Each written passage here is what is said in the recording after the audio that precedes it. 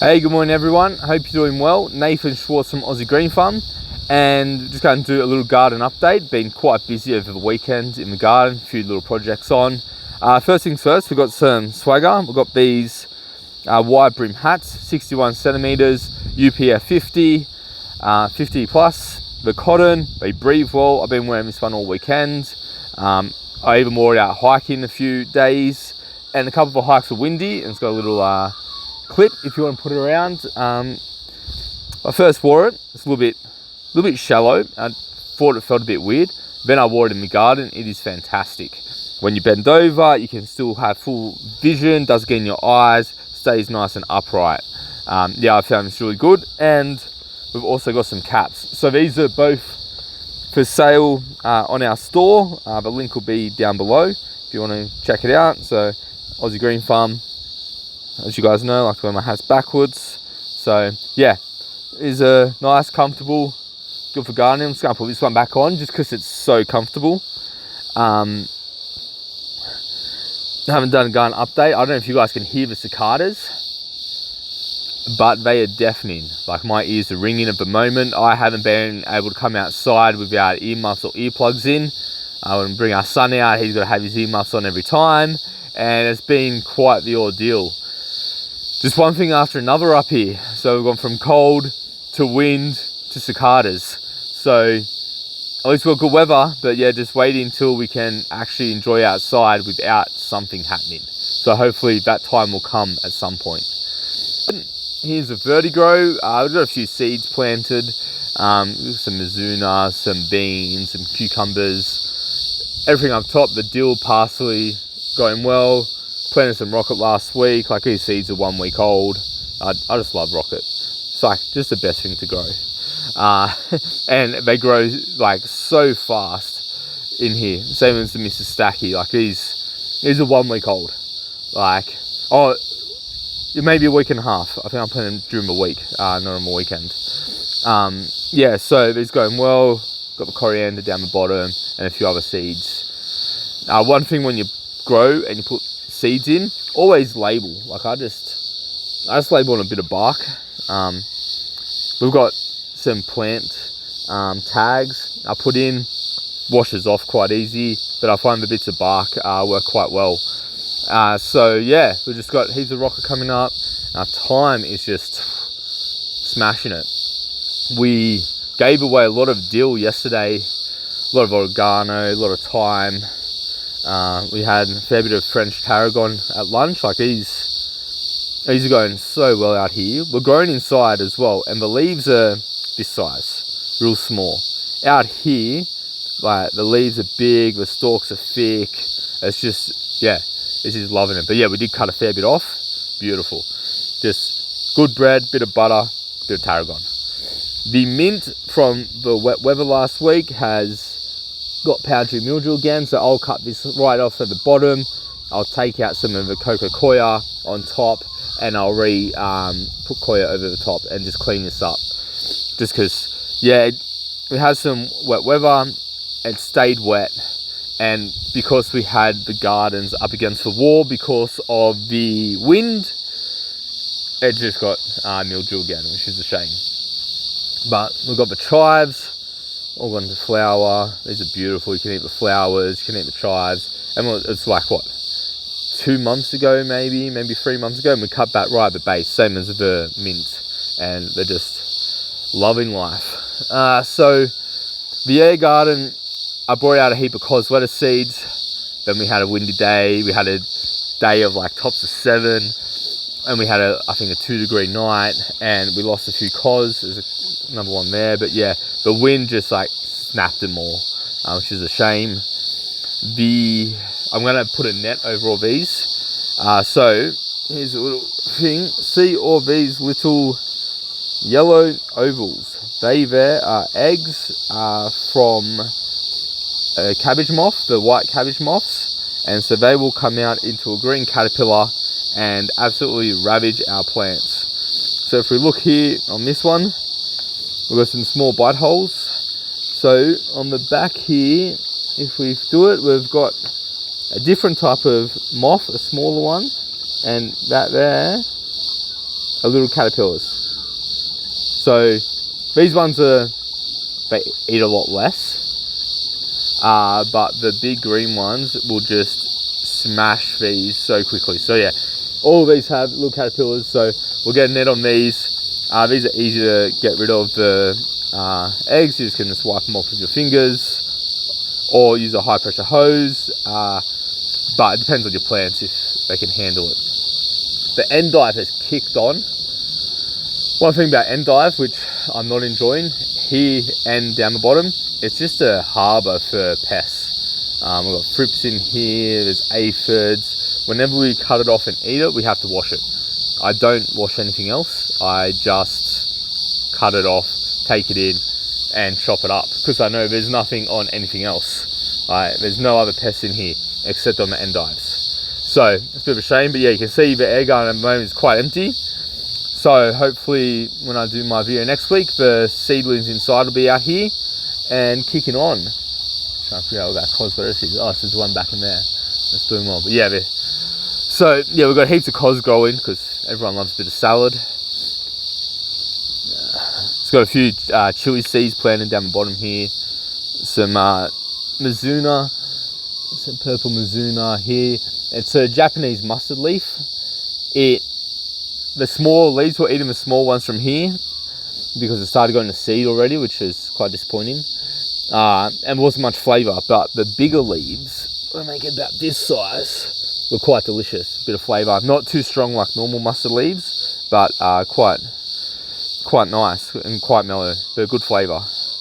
And then we've just got a thing of dill. So we grew all this dill and our broad beans, so we can do dill and broad bean rice. And then this one here will be coriander, and our habanero from inside is struggling a bit. This was when we had, the tops of 7 degrees. After being inside in the warm, it started going well outside, and then the cold weather's just brought it down a little bit. But yeah, we've got some basil in here as well. So here's the last one standing of what we had growing indoors. So we've left the Thai basil, thank God we left one, since the other two have died.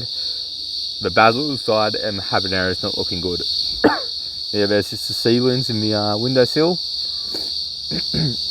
So we've got up here, been putting up a net. So we've got all our tomatoes. We've got 36 tomato plants planted, and I don't know if it's a wallaby, if it's the possums, or if it's kangaroos that we have here, come and have been eating the tomatoes 1 to 2 plants a night.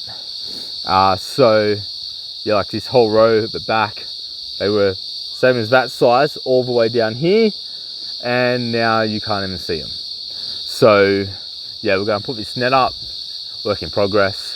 Just put a net at the back and then put one at the front here and drop a door in. So we'll finish that today. But yeah, you can just see, like, even we've got like little protectors from the snails and slugs, and something's just come and chomped off the top of all these plants. But yeah, we're going to grow these up the strings. So these, I was quite impressed with how they were growing. So yeah, just in the hole, some compost, some blood and bone, every now and again a banana peel if I had any, and a little bit of when I put in a little bit of fertilizer as well, and then just put the seedlings on top. So they've been in for I think 4 weeks now, and I put them in quite small because I thought the weather was good, and then we had cold, rainy weather again. It's interesting up here. The weather definitely plays in the mind of the gardener, and it's my first time up here. Where down in Sydney, everything grows really well. We're here, it just keeps getting hit. And then we've got our potatoes growing here. The potatoes going well. Our little plum tree is taking off, which is nice. Let's quickly show you guys this. We've got this tree. It was here before we moved in at the start of the year. And we weren't sure what it was. We're pretty sure we've got nectarines, and the tree's loaded. We do have the king parrots coming in and are hitting it a bit. I'm not sure if we're going to get bats or other like cockatoos or something in here. So we're going to try and net this. So that's what, maybe a 4 meter tree, and just net it around the top. We'll see how we go. So I'll just quickly run down the back and we'll just go through a couple of these things. So one of our, we filled up one of the tumblers, the ratio of 50-50 of brown to green, and it took 5 weeks. We had our compost. Let's walk in here. Actually, I'll show you the broad beans first, because the broad beans are fantastic.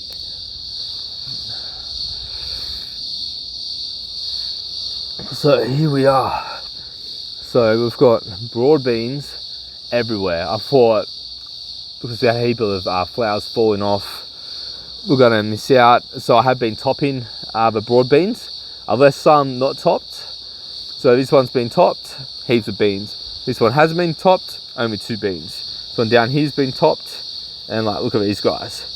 They're bigger than my fingers now, so these will fill up. So yeah, top the broad beans, more flowers stay on, more fruit. So top them when you've got some beans growing, and just, yeah, cut off the top, just so more energy goes into the beans rather than into more growth.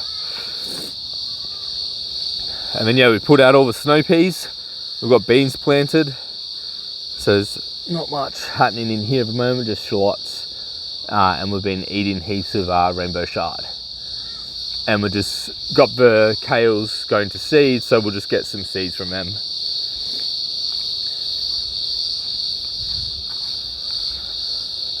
Got a little pumpkin. Got a few pumpkins around the place which we've planted. And then we've got our Brussels sprout, which we didn't get a single fruit this year, which is disappointing, but we are gonna have thousands of seeds. This thing is just loaded with seeds.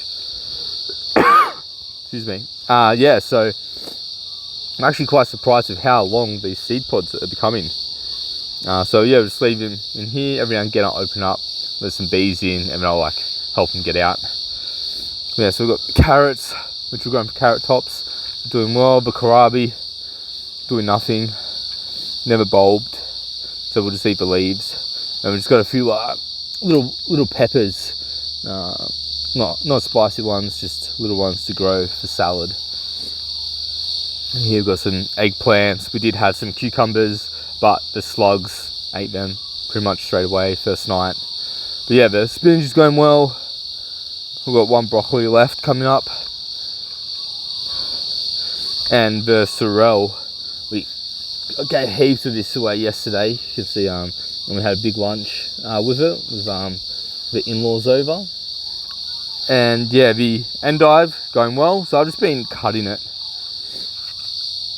as I want and use it. But yeah, as I said, the endive, it's just a home for so many pests. So you got to keep the bottom dry. You can see down there, it's just a bit too moist. But then, yeah, if I just like open this up, like it's just stuff all through them, which I don't know. Like, yeah, it's delicious, it's good, it's now growing well. Like just there, that looks like there's some kind of aphid or caterpillar poo.